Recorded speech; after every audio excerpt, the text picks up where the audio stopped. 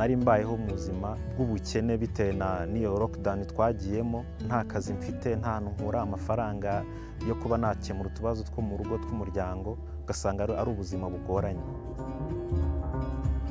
Mu kwitabira Harambe Princess Trust International Bridge narabyishimiye biturutse ku masomo twagiye twiga, harimo amasomo yamfashe kuzamura icyongereza nari mfite, ndetse byamfashe nanone kuba nazamura ubu buryo bwo gukemura ibibazo, problem solving, yamfashe kumenya se nizihe skills nshobora kuba mfite ntabyaza umusaruro, bituma ntekereza uburyo nakora aka business, bimfasha gukanguka, gufungura amaso, nkareba kure, nkareba ibindi nshobora kuba nakora byamfasha kubaho mu buzima bwanjye.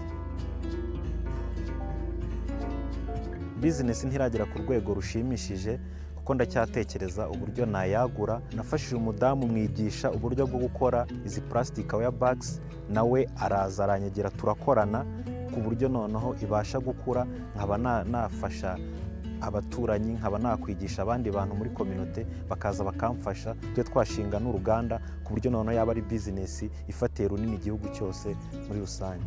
My name is Jean-Marie Vianney. I make plastic wear bags.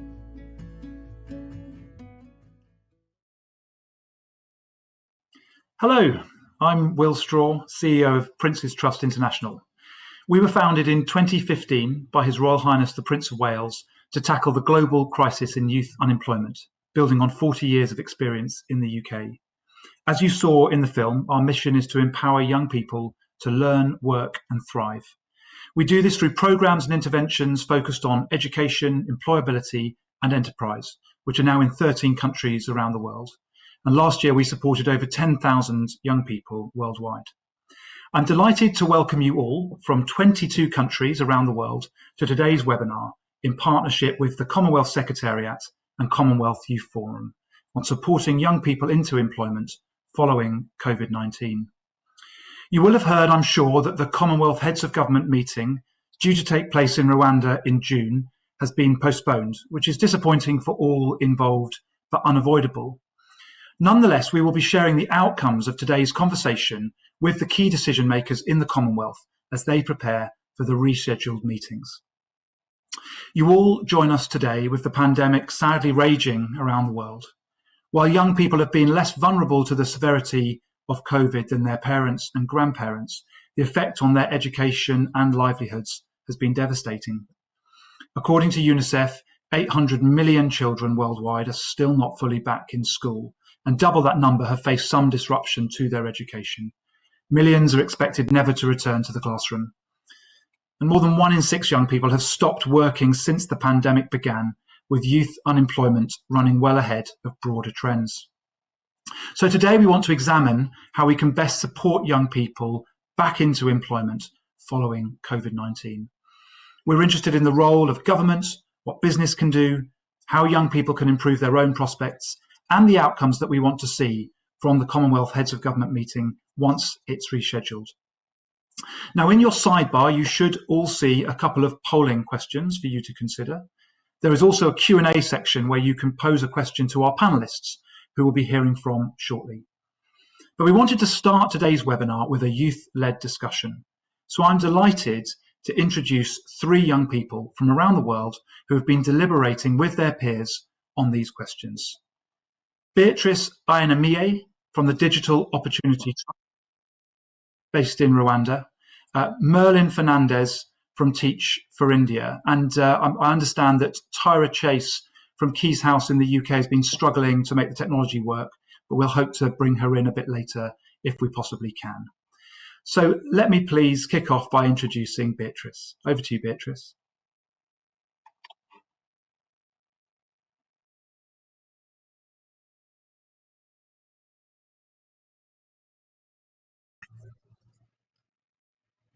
I'm sorry about that.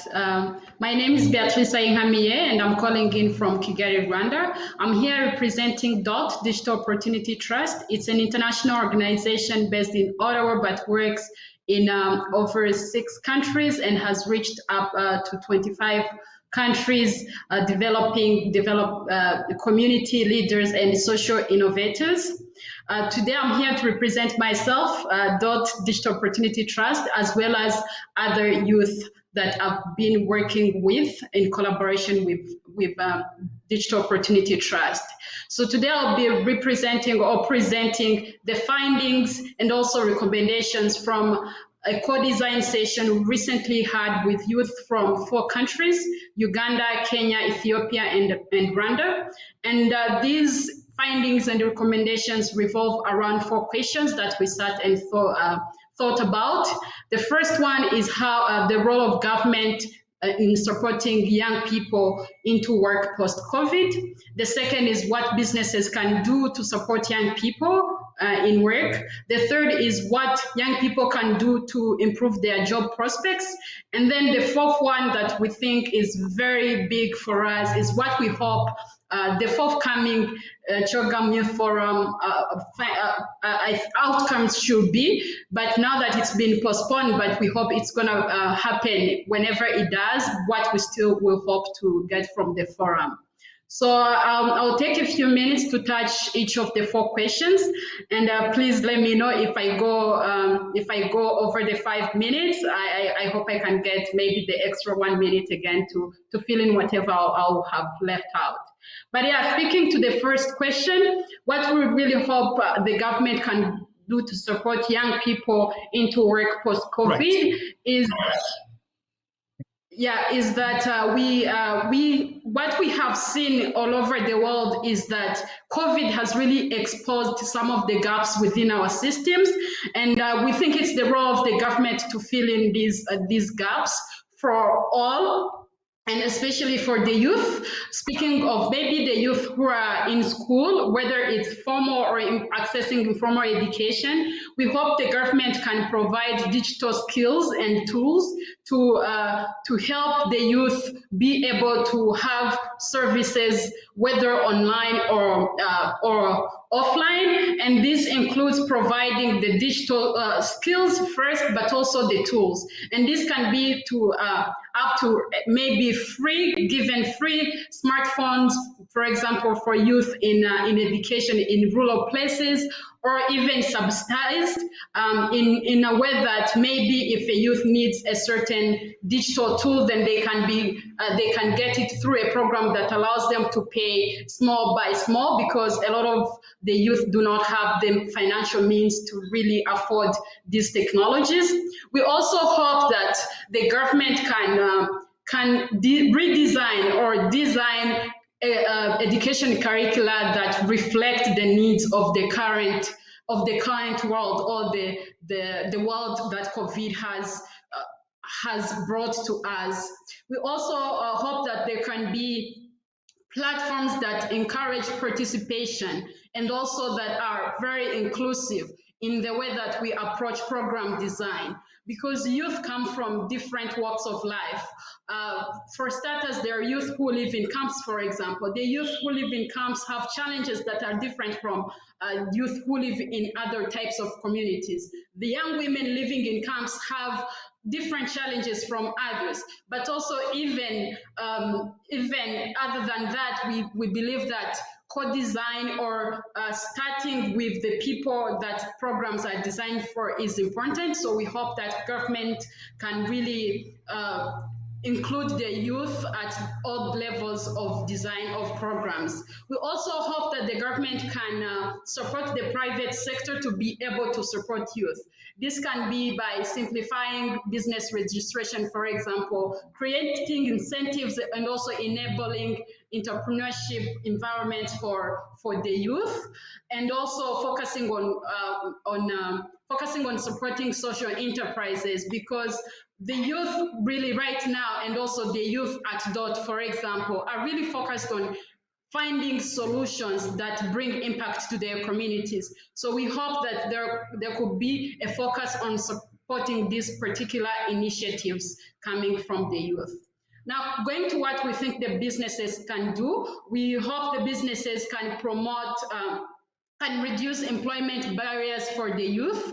This includes removing application difficulties, because now now that most of things are online, but also most of the youth cannot have access to digital tools they need to be able to access these online applications. We hope that businesses can work together with programs that work with youth to make sure the youth are reached out to, and also to provide mentorship, because a lot of youth do not even have the skills that they need, for example, to succeed at a job application or in an interview processes. So we hope that can be created, but also even, the private sector and government, we hope that there can be a creation of career spaces where youth can meet and, discuss whether with the private sector, what, for example, somebody hiring looks for on a CV, how to approach CVs,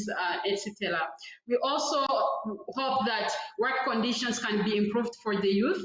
The youth, especially right now, are very innovative, and some environments do not promote the ideas of young people. So we hope they can give young people the time, the space, and also the opportunities to be innovative and promote a work-life balance. We hope also that these career education services around the world of work can be provided to the youth. Now, for what we think the youth can do to improve their job prospects, we hope that the youth can be able to volunteer and also do internships to be able to prepare for work. But also these internships and volunteerships, sometimes there are barriers to that because not all the youth have equal access to opportunities or to resources even. So some youth come from conditions that do not, where they do not have enough, I would say, equipment to be able, for example, right now, if a youth from a certain village, sorry to say, but gets an internship, but they don't have a laptop, how are they going to be able to work? So in the process of removing the barriers for youth to even be able to transition to the world of work, these internships and volunteerships should also consider that youth come from different economic, social background and give the tools to those that need them in the view of being inclusive. We also hope that the youth can embrace the lifelong learning because life is about learning, adapting. We've all seen it with COVID. So we hope that the youth, or we recommend the youth, we encourage the youth to start small and not be afraid to hear feedback from colleagues or the other people who are more experienced than them, and also to try to gain skills that are now available online. There are some free or subsidized programs that people can acquire skills from, and we hope the youth can take advantage of that. And that will also help in the way they differentiate themselves from the rest of the pool to develop soft skills or even hard skills that are available online. Coming to the outcomes that we hope will come from the youth forum, the CHOGM Youth Forum, whenever it happens, and also the recommendations from discussions like these. First, we hope that these programs can be inclusive and also develop knowledge exchange between the member states, such that the youth here in Rwanda or the youth from Kenya or elsewhere can be able to collaborate and exchange knowledge with the youth from India or elsewhere as well. We also hope that Tris, we need to just bring it to a conclusion, if that's okay. For sure. Thank you. And we hope that in view of making every stakeholder involved, we hope that the conversations that happen during the forum do not just stay in the walls, in the virtual walls now of the forum, and really the conversations that will happen will actually translate into action into these communities. Thank you very much. Thank you very much, Beatrice. Great to have your contribution.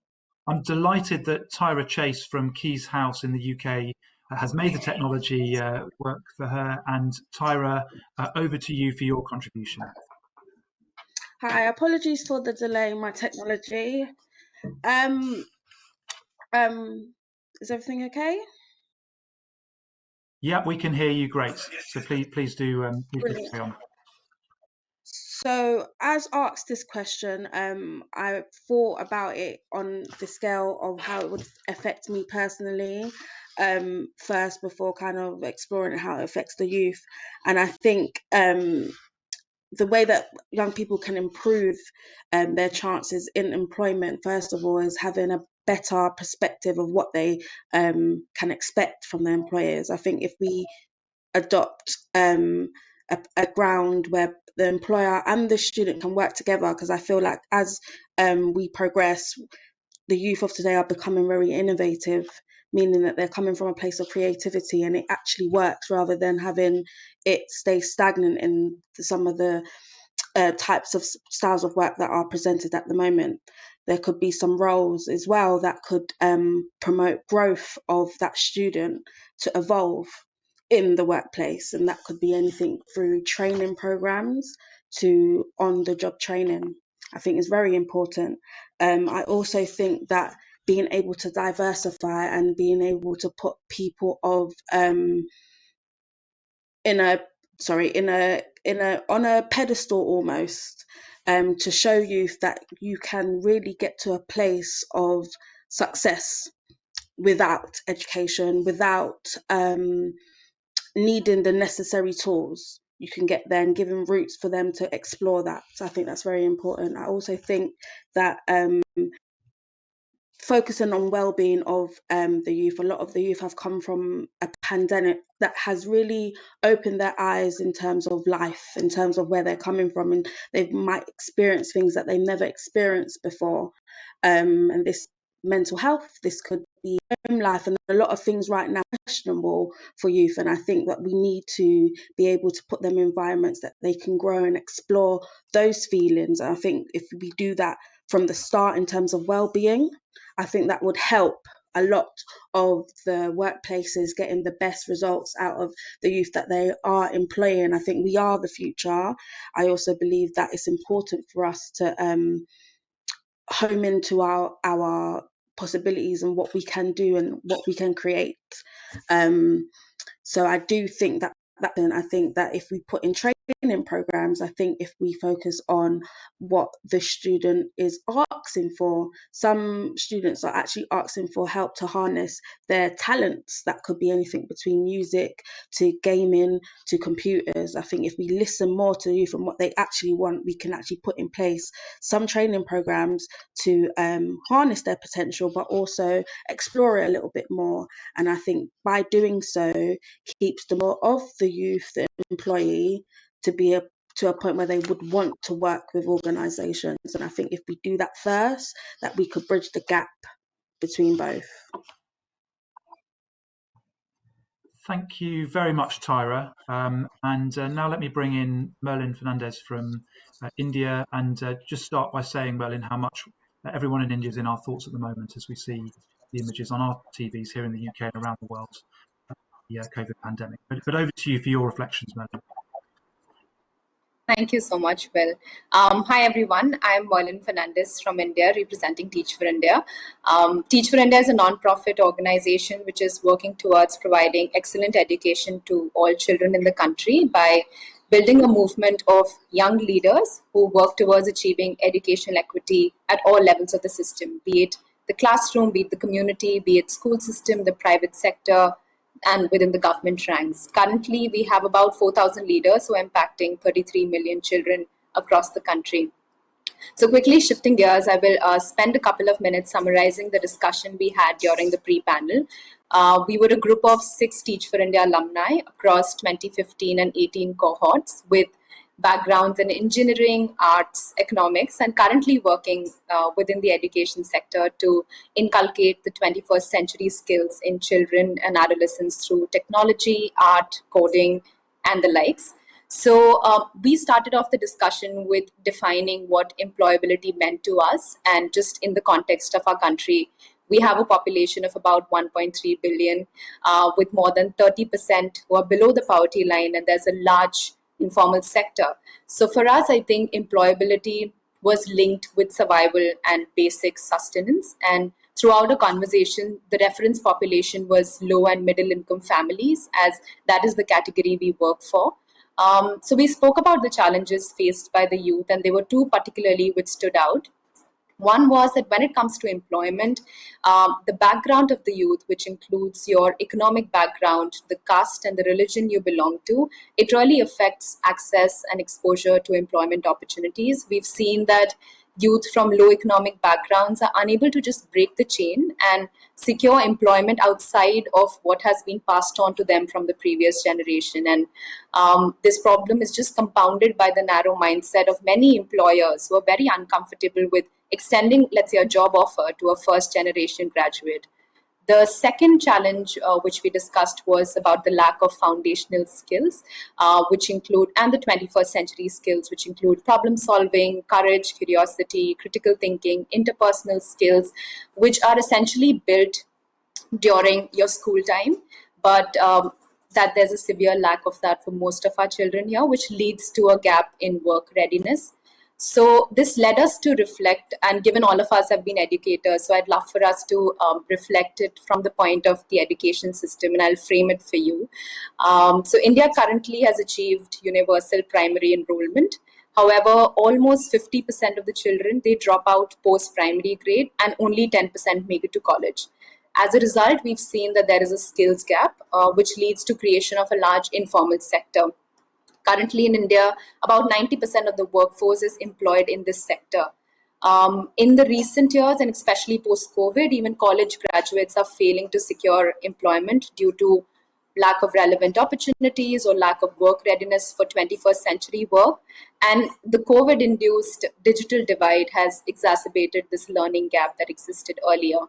So I think the two questions which I'd love for us to spend time on would be what major shifts are needed in the education system to ensure that all children not only continue learning, but also develop the necessary 21st century skills. And secondly, how can greater integration between skilling and education system be enabled? So I'm just going to leave it at the challenges and the questions I have. Beatrice has very beautifully covered most of the suggestions. So yeah, that's it from my side. Thank you very much, Merlin. That's absolutely brilliant. And I want now to bring in our panelists. Very grateful to our three panelists for joining us today, responding to the points made by Beatrice, Tyra and Merlin. So first of all, we have His Excellency Milton Innes, High Commissioner for Barbados, the UK. And Barbados are one of the countries where Prince's Trust International currently operates. Secondly, I'll bring in Michael Narty, who is one of our trustees at Prince's Trust International and has had a very successful business career currently within the investment bank at Barclays, and also has a number of charitable and educational interests too. And then I'll bring in Shami Suryanaran, who's Chief Impact Officer at Harambee Youth Employment Accelerator. You will have seen one of the young people who came out of the Harambee PTI program in Rwanda. Shami's based in Kenya, working with us in Rwanda. First of all, Milton, I bring you in for your perspective on the role that governments and international institutions can play in supporting young people. Thank you very much, Will, and also allow me to acknowledge Her Excellency, the Minister of Youth and Culture for Rwanda. And thank you to our three former panelists who really encapsulated a lot of the issues that they had. And if I may speak really from the Barbados perspective, but easily translatable to other jurisdictions, my government has, for many years, had a large focus on youth. And particularly this government is of the resolve that given the opportunity, young people have the energy and the creativity to solve many of the country's problems and to take it to a prosperous future. And in that resolve, there are many conversations, reviews of many programs that we have had in the past. How do you reposition them? How do you look at them from other perspectives? Now, one of the comments earlier, we too are having conversations on the educational system. How do we make it fit for purpose in the 21st century? how do we widen opportunities in areas such as technology and the arts, design, cuisine, film, entertainment, media, sports. How do we look at our existing plant? Do we make some schools more technically focused as opposed to more academically focused? These are issues in the 21st century that we have to look at. And COVID-19 really has brought a lot of these issues to the forefront far more. They have been discussed in the past, but I think the reality of the situation is we're going into a world that is going to be certainly different for a lot. I always say I don't think things will ever be the same again. And therefore, we have to be cognizant of that. And we have to understand that a lot of the issues that we are dealing with now will affect our young population, who we have to leave a future for. The biggest conversation, of course, is in climate change, but there are other issues that we have to deal with. We're looking at, again, repositioning vocational training boards. We have had them for a long time to create new apprenticeship programs and training opportunities with business. And I know there are other panelists that will talk about business, but really in the real world, the government, with the best will in the world, and particularly for small states, is not necessarily able to do everything. We have quite a good social partnership construct with the private sector and indeed the volunteer organizations. And so that conversation continues as a tripartite arrangement in how do we all help the youth. And as you said, Will, we have worked with your organization, the Prince's Trust. We started 2015, 5-6 years ago. All the reports that I have received, it has been very successful in Barbados so far into helping to move youth into employment. We have done programs in hospitality and logistics. We have expanded the program very recently. We're working with the police force in their program.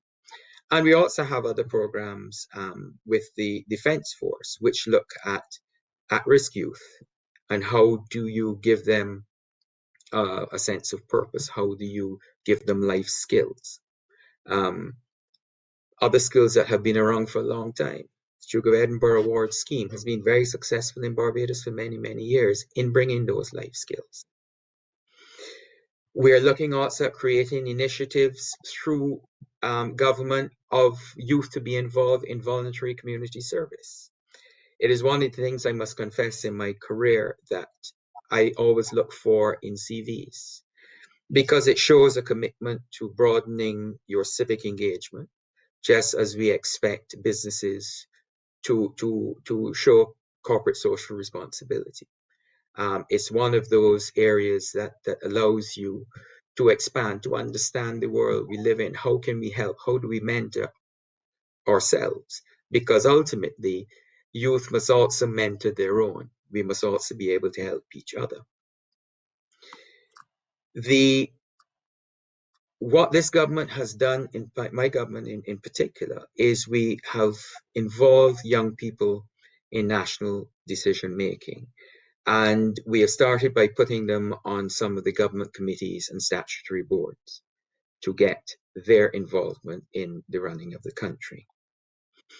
We have also, and it was said earlier, we have also created programs, and this was a discussion before COVID, I must say, but COVID has exacerbated the whole discussion around mental health. And 3 years ago, when the government came to power, there was a lot of discussion on how do we create programs to tackle issues of mental health, issues of lack of self-confidence, issues of identity, those sorts of areas that, you know, separate and leave youth in you know, at risk or indeed some, dare I say, very tenuous circumstances, and they don't feel necessarily that they have the opportunities, they have the skills. There are all of those sorts of things. There's also discussion of creating a national mentorship program where adults can help guide young people within their communities and also within their fields of interest. But as I said, the youth, the tripartite arrangement of business and civil society, you know, also must form a part of that. In terms of the larger organizations like the Commonwealth, and so, of course, the Commonwealth represents a third of the world's population. And there is a youth population of more than 60% of it is under 30 years old. And that is a large number. And I mean, the Commonwealth, through the Commonwealth of Learning, who is doing a lot of work on educational systems throughout the world. And for me, one of the most pleasing of the programs is the Commonwealth Youth Awards, which they have every year. And you get wonderful entrepreneurs, young entrepreneurs, and sometimes I have sat on one of the selection committees, and it is an extremely difficult job because they have some really innovative projects, which are all about sustainability and development within their communities. And there are some that are, I remember one in particular that was taking the seaweed, the sargassum seaweed, which affects a lot of areas, particularly the Caribbean, and converting it into sustainable fertilizer. There are others, you know, that have created using technology to be able to find homeless people, be able to deliver food to them, and so on. I mean, absolutely wonderful programs. And I think those connections through those programs are extremely important because, as I said, the youth must also mentor themselves. And I think with those few words, Will, as we get into other conversation, I would allow the others, you know, to speak in their respective, you know, about private sector and volunteerism. But, you know, in questions, we can expand on many of these issues. Thank you so much.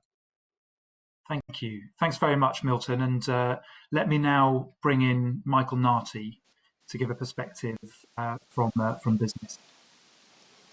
Thanks, Will. Thanks all. It's sort of really, really great to be a part of this. So, with the time constraints, let's just kick in here. What do I think business can do to help? One, I think I'm going to sort of include myself in that. We need to be a bit bolder. I think businesses need to be very bold about how they think about sort of the future and hiring.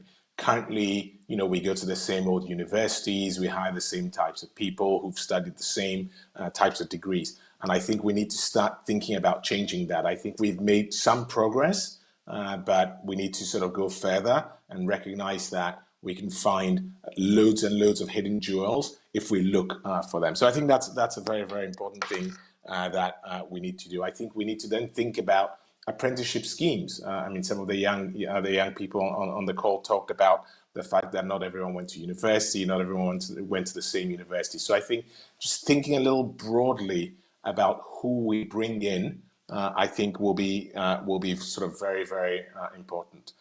Mentoring, someone mentioned mentoring. So just going out into our communities and recognizing that if we go out and we mentor, we will find people who may not have followed the traditional route into business. I think we will find a lot of that, and I think we need to take a little bit of time ourselves to do that. And I think that's very, very important. So I think one, businesses need to be much, much bolder about the way we go out and recruit young people. Two, I think we need to lead from the top. I think business leaders and sort of business in general talk a lot about how they want to change things, how it's important for them. And then you look at what they do, and 1, 2, 3 years later, nothing's changed. You also look at the people who are leading, and they're generally the same. They went to the same schools. Actually, it's very like for like. So I think, pardon me, I think in order for us to attract sort of the best youth as well into business, we need to show them that there is a path for them. And that means that providing role models for them, make sure the leadership team in businesses represents the communities that we live in, represents the world, so that people looking at can say, yep, this person's leading a business. Maybe they didn't go to a traditional university. Maybe they didn't come down this route. Maybe they're of a different race. Maybe they're of a different caste. Maybe a different religion, but they made it to the top. And I think until we can show that, I think it's hard for us also to attract the young. And I think it's disheartening for young people if they look up and all they see is much of the same. So I think as businesses, we need to think about that. I think we need to think about not waiting for government. I think, His Excellency just talked about the fact that sometimes government can't do everything. I think businesses shouldn't wait for governments to sort of fill in the gap. And it can be really very simple things like just reporting on data, right? Who's our population? Who have we employed, right? Just showing out there that we hire a diverse group of people will make us attractive as businesses to young people, because young people think, yes, here's a company that's interested in us. So I think waiting for business to pass rules or regulations or to force us to make changes or to go out and hire diverse youth, I think is the wrong thing. And I think we as business leaders need to really sort of think about leading from the top. I think that's very important. And then finally on what we can do, I think we, again, as business leaders, need to make the case for diversity. It is without doubt, and in my career, diverse groups make better decisions. And therefore, again, going out and hiring young people with different backgrounds, different religions, different educational sort of formats and ways through, leaves you with a group that is able to make better decisions. And I think as business leaders, we should make that case, which then feeds down the organization in terms of who we go out and hire. Because if you can see and you hear from the top that diverse teams make better decisions, it makes it very easy for the people who go out to hire to do that. And I think that's a very, very important thing. So there's a few things that businesses would do. Just one comment I want to make is it mentioned a lot around innovation and the youth being innovative and being able to help. I think that's very important. I think businesses need to take that on. I think also young people need to sort of think longer term as well, that you cannot change things overnight. There's some patience required. Businesses have to keep running so they can keep employing people, and change is difficult. Change can be costly. Change can be disruptive, which is good and bad. And so, to maybe not to expect that the innovation and the change happens immediately, but to try and sort of get yourself into organizations and then try to change from within. So that's a quick summary from me, Will. I'm conscious of time. I'll leave everything else for questions at the end. Thank you, Michael. I now bring in Shami, perhaps building on those points that Michael just raised at the end about the role that young people themselves can play and how civil society can support them. Absolutely, and thank you so much for this platform. In terms of civil society, I think the first thing is, firstly, it's so impressive to hear the voices of young people. And I think, we're grateful that PTI kicked this off with the voices of young people. I think civil society, one of the biggest roles they can play is amplify young people's voices. And you could do that in two ways, right? You could talk about the barriers that young people face. And I think it was so eloquently put by Beatrice and Tyra and the others, because it's very expensive to be a poor young work seeker in today's world. And it's even harder now because of COVID, whether it's printing CVs, getting data to try and get onto a job platform. People talked about applications being very difficult. So civil society should amplify young people's, the barriers that they face on a day-to-day basis to look for work and share their stories. I think, we kicked off this session with the beautiful video from Jean-Marie Vianney from Rwanda, making the best out of his situation with a very entrepreneurial idea. So I think it's really critical that young people's voices are brought to the fore by civil society, because they have a lot to add and a lot of value to bring to the table. Secondly, I think there's a mindset shift, both on the part of young people, but also importantly in the part of civil society as well. So one is working for work rather than necessarily training for the sake of it. I think there's so much money being poured into training without an outcome, without a job or an opportunity. I mean, many of the panelists have talked about that as well. It isn't sufficient just to get a training certificate if you don't have a job opportunity. So there needs to be a mindset shift in our communities and many of us working in this space to say, how can we quickly, cheaply, efficiently pathway young people to work so that they can start earning quickly? And on the flip side, young people take advantage of the opportunities that are around you. We've heard the stories already. I would say that relates to my next point, which is that is of the hustle. It's a word that's used often by young people on the African continent, especially having a side hustle or a side gig. Many young people aren't waiting for the formal sector opportunity because there just aren't enough jobs. I mean, in Africa, we have about 12 to 15 million young people entering the labor market every year, 3 million formal sector jobs being created. That leaves a huge gap. What that means is many young people resort to entrepreneurship. You heard from Jean-Marie, but many of our systems and institutions don't recognize the value of these hustles, nor do they give young people opportunity to really create income security out of them. So let's dignify the hustle. Let's make our institutions accommodate the hustle. And let's importantly figure out what the skills are for the hustle so they could translate to other opportunities such as scaling businesses or eventually getting into formal sector jobs.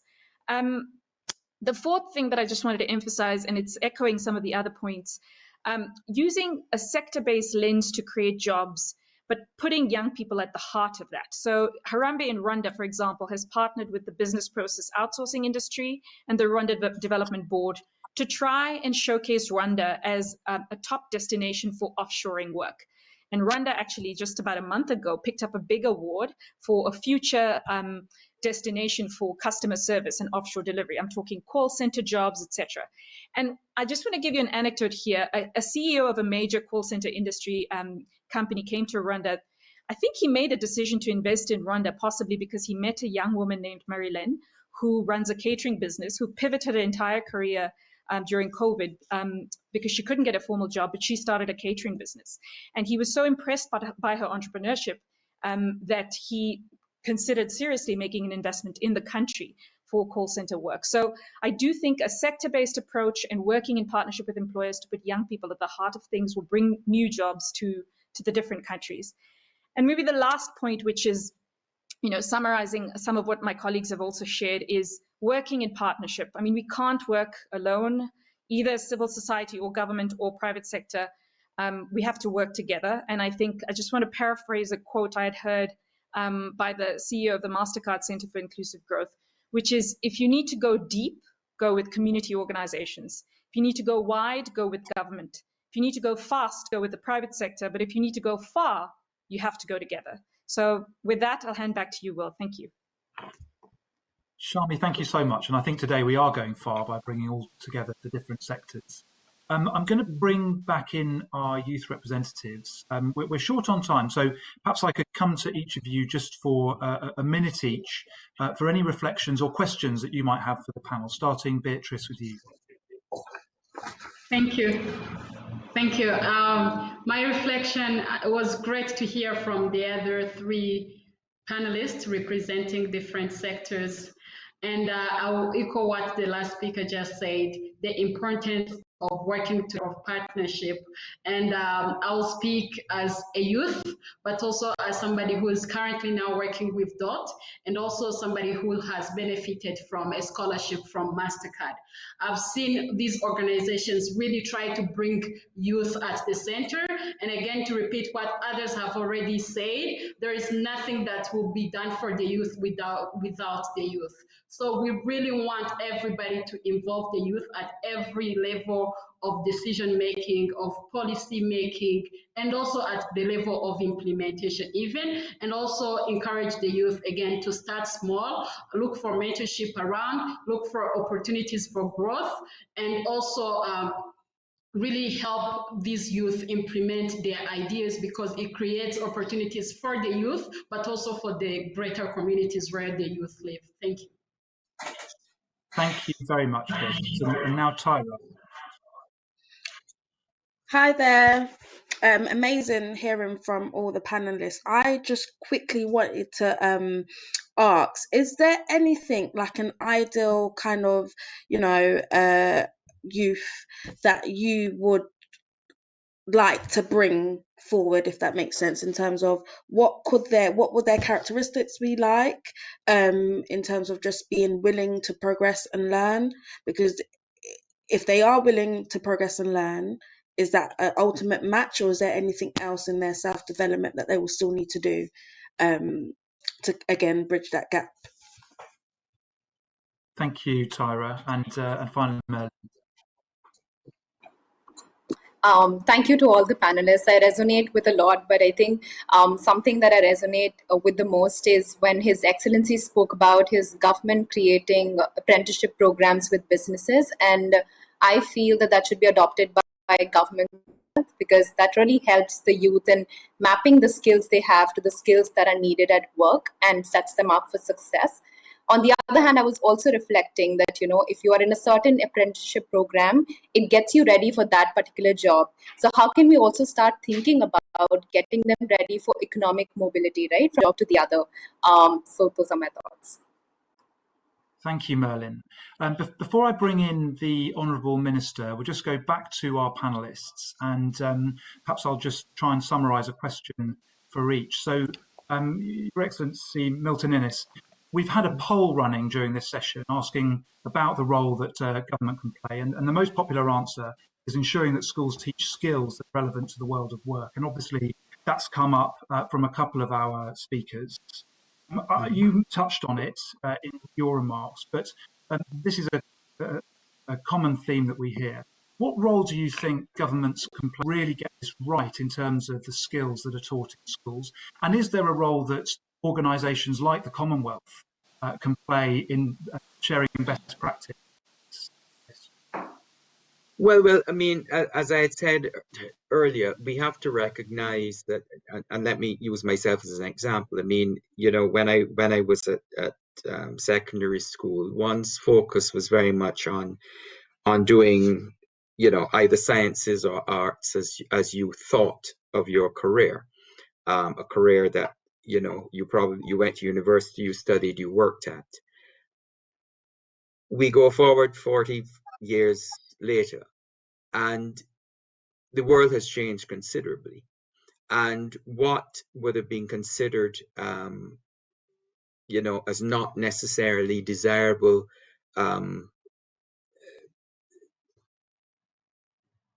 sort of work or a vocation to be in, and that whole conversation has changed. And therefore, it is incumbent, really, for educational systems to reflect this and to change.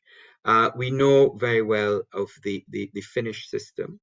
I mean, we have heard a lot about it. They seem to focus on, bringing also life skills and what is really relevant in this real world that you're going to live in, rather than totally focusing on academics. So there are those issues certainly that have to be done.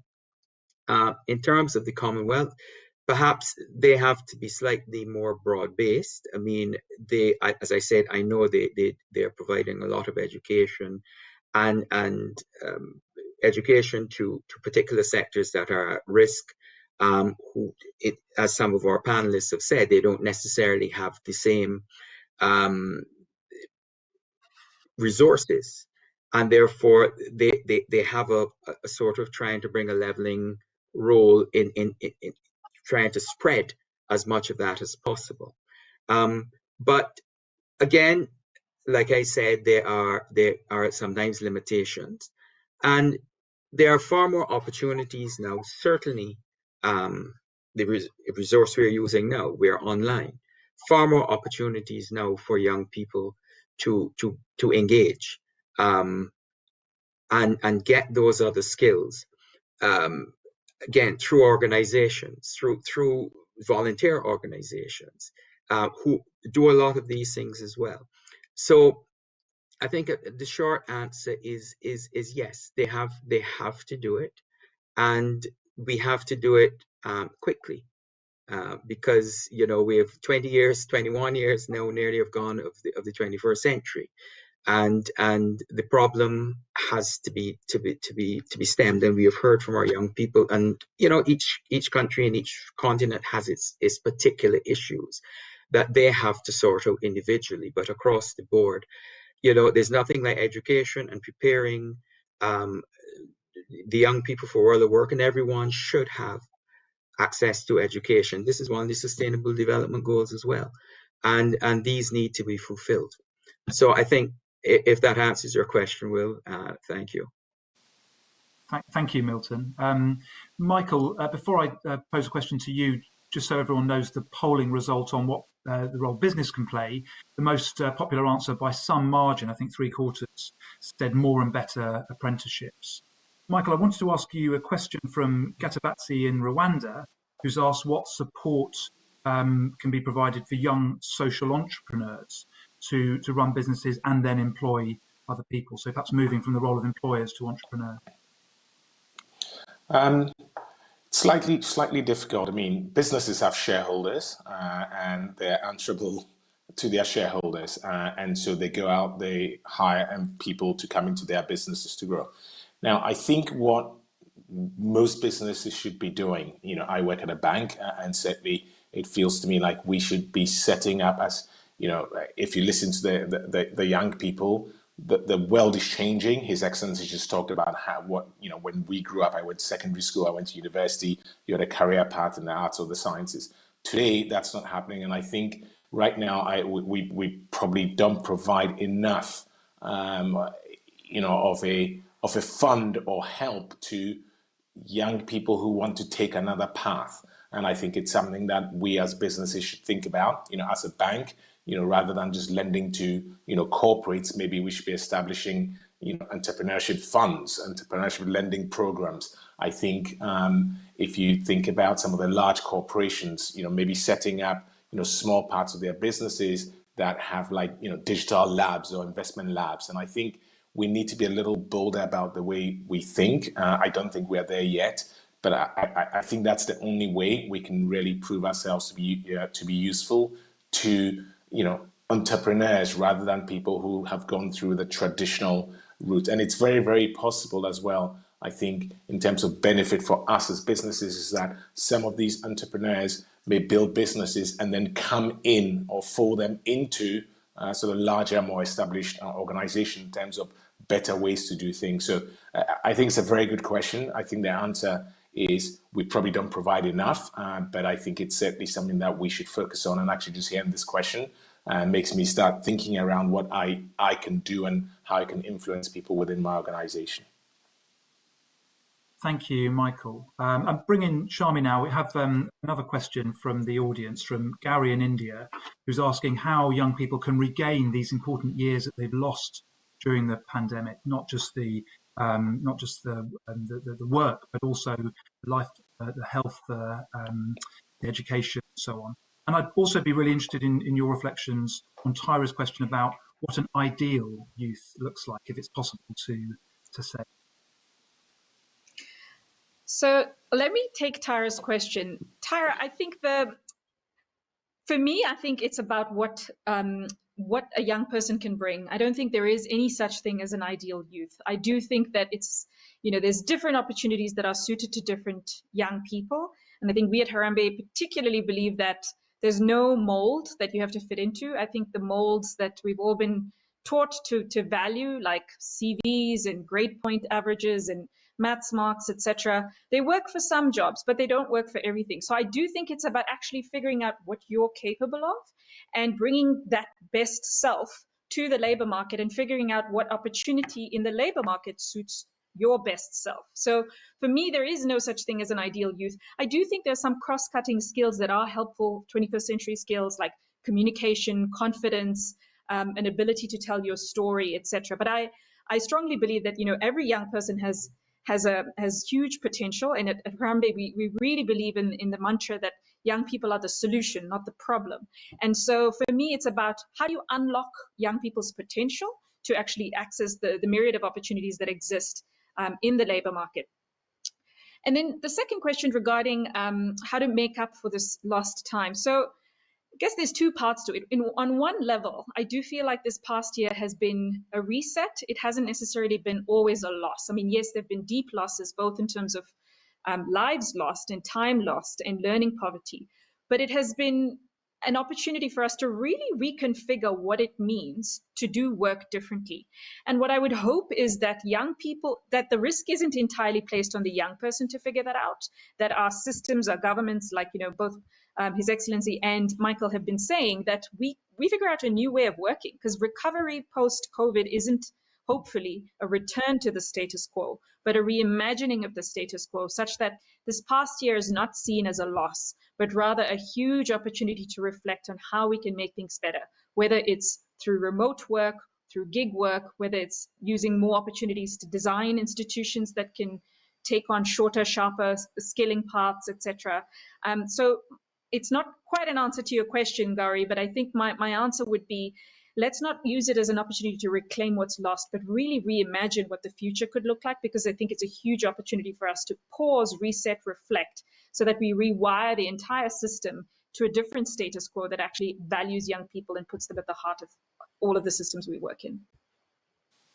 Thank you, Shami, and thank you very much to all of our speakers this afternoon, at least in the UK.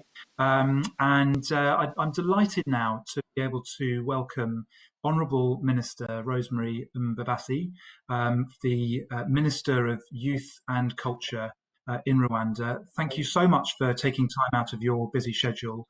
And I know it must be a particularly difficult week in Rwanda with the news about the Commonwealth Heads of Government meeting being postponed once again. So we're very grateful to have you here, and the floor is yours. Thank you very much, our great moderator. I'm so delighted to join you. I'm so happy to see and listen to the young people's innovations and also ideas. I was so moved and was so excited to join you. Thank you very much for this excellent opportunity.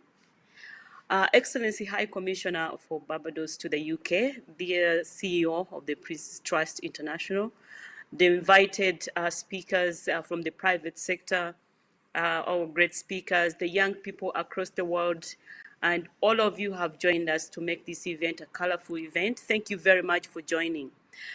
When I look at the panel, I look at a platform that we should create at every government level. When I see the ecosystem that you created, for example, having the private sector joining us, having the civil society, the national non-government organizations, the young people most importantly, and also having governments on board, it means that we have to work together in a coordinated manner so that we create synergies within our initiative that we all implement in our countries to improve the lives of the young people. It's a pleasure for me to be part of this colorful event, as I said, discussing ways of supporting young people into employment. And as the world is recovering from COVID-19 and striving to get back to its feet, the topic of today's event is very insightful and was highly highlighted and by our panelists and also the young people themselves, and even the theme that focuses on taking charge of our future and creating employment opportunities young people across the globe can tap into. I would like to commend Prince's Trust International for organizing this constructive event, which is in line with the implementation of the Global Youth Transformation Agenda. COVID-19, as we've all been saying, has created a crisis and has shaken the world, created many challenges, widened the existing gaps, and it is now time to put together our hands and create an enabling environment. But I also appreciate the comment, which I really liked from Shami. Shami, good to see you again. It's so nice to hear from when she said, it's not a loss of time. It's not only a loss of course, we lost people, we lost revenues, and we lost many things, but it's also a time for reflection and rethinking and reimagining the future where this kind of thing can happen again. How do we prepare ourselves for, in terms of, in case of emergencies, in the case of crisis, in the case of pandemic?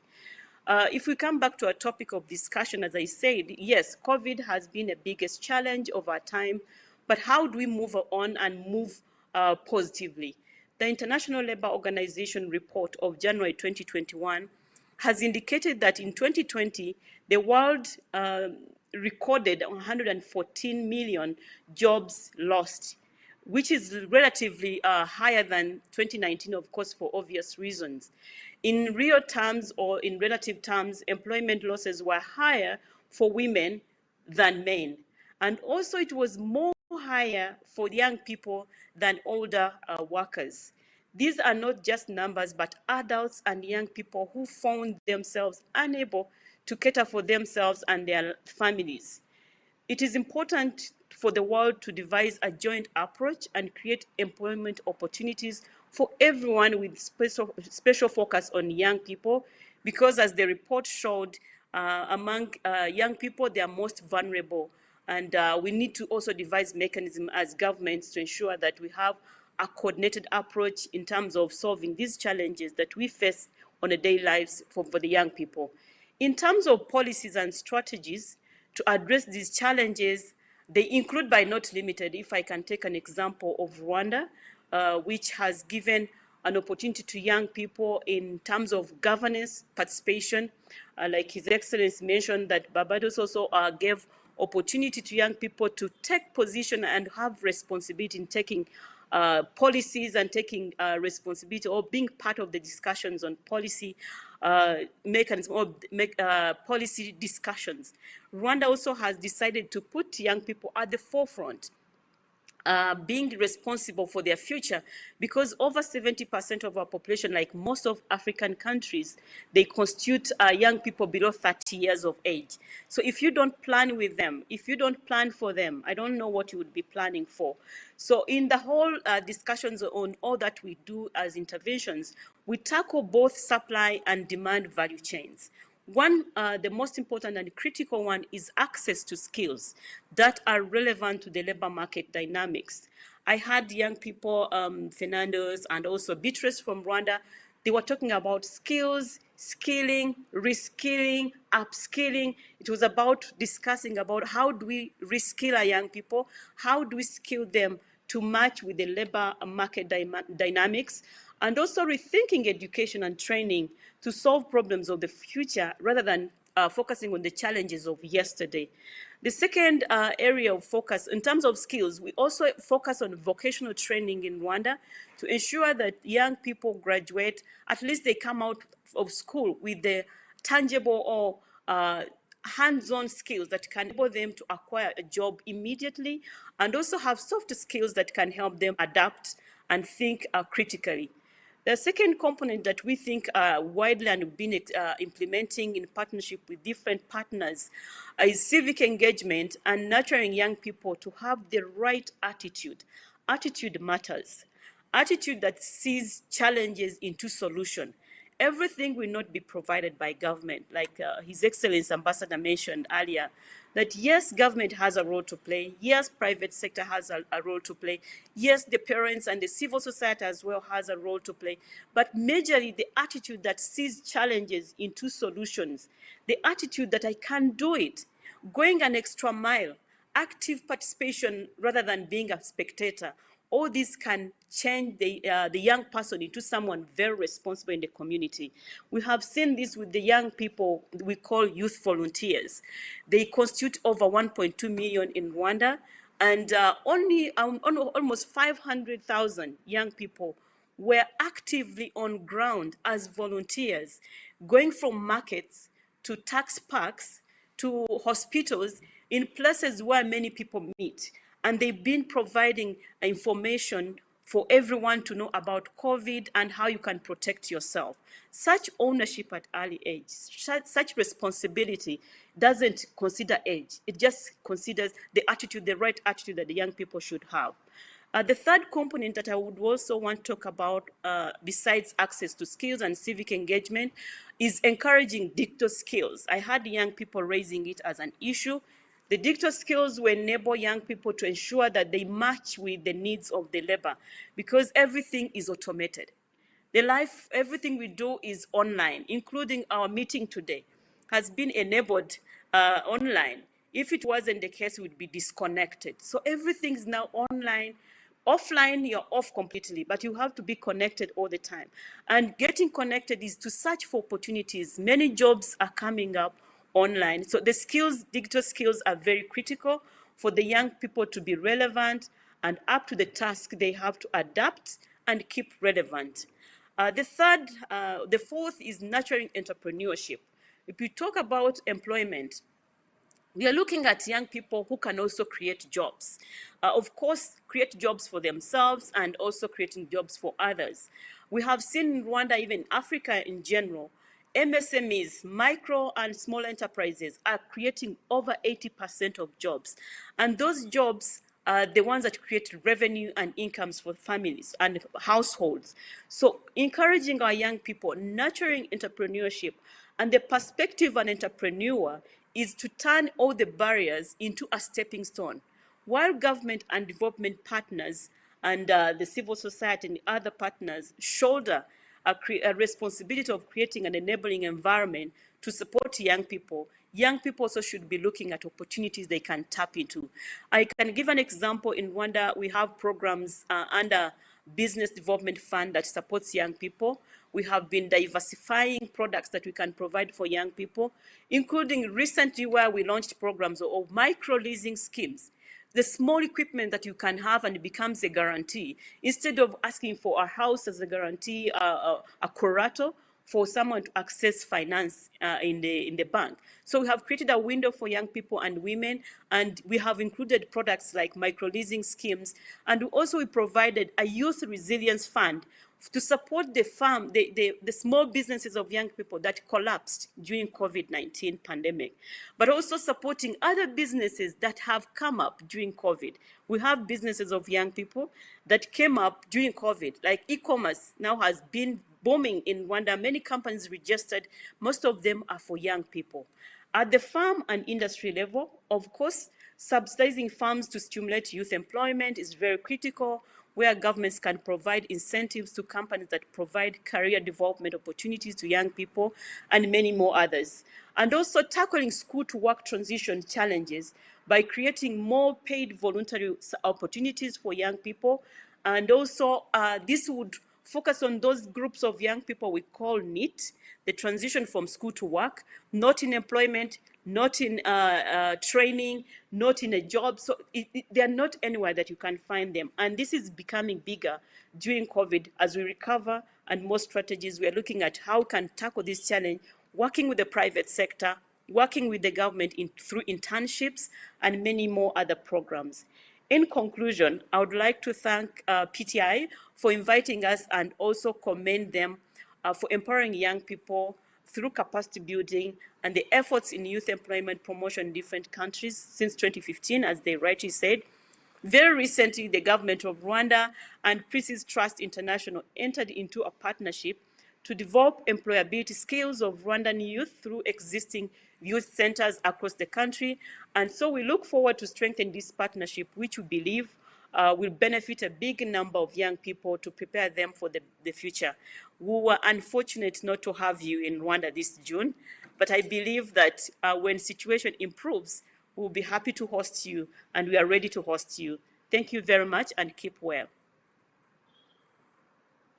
Thank you very much, Honourable Minister, for those inspiring remarks. And we're very excited at Prince's Trust International for the joint programme that we'll be getting underway together in the future.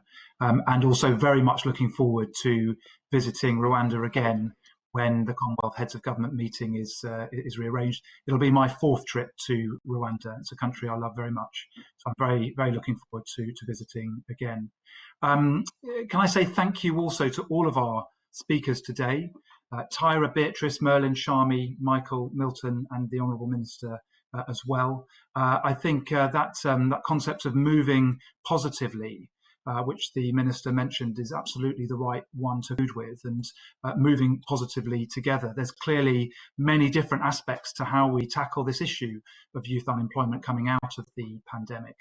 The role of policy, and we've heard a huge amount today, the importance of skills, many other areas as well. There's a critical role for business to play, which Michael touched on, and others too need to think about the role of apprenticeships and taking more of a risk on young people. And then, of course, the role that young people can play themselves, having that confidence and trying to make the best of their futures. And then, of course, the role that civil society plays too. And I think the most important aspect is that we have to ensure in these discussions that we include young people, that their voice are at the fore as we think about the best way that we can rebuild after this pandemic. As mentioned, we'll be sharing the conclusions of today's event with the Commonwealth and on our channels, and we're very much looking forward, as I mentioned, to engaging with the Commonwealth Youth Forum and the Heads of Government meeting once it is rescheduled for later in the year. By the time that takes place, we will have published some new research on the future of work, which will be looking at the attitudes of young people in several countries around the world to the impact of the pandemic on their future prospects, their hopes and aspirations for the future, and the support that they believe they need from government and from business. So covering many of the same themes today, but looking in detail at the attitudes of young people through both opinion polls and focus groups and our own research as well. Please do follow Prince's Trust International on social media and contact us if you wish to get involved. We hope to welcome you to another of these webinars in the future. And our website, if you don't have it, is princestrustinternational.org, and you'll find all the information about us there. So it just leaves me to thank once again all of our speakers, thank all of you for joining us from, I think, 22 countries around the world, and I hope you have a great end to your days, wherever you are in the world. Thank you very much.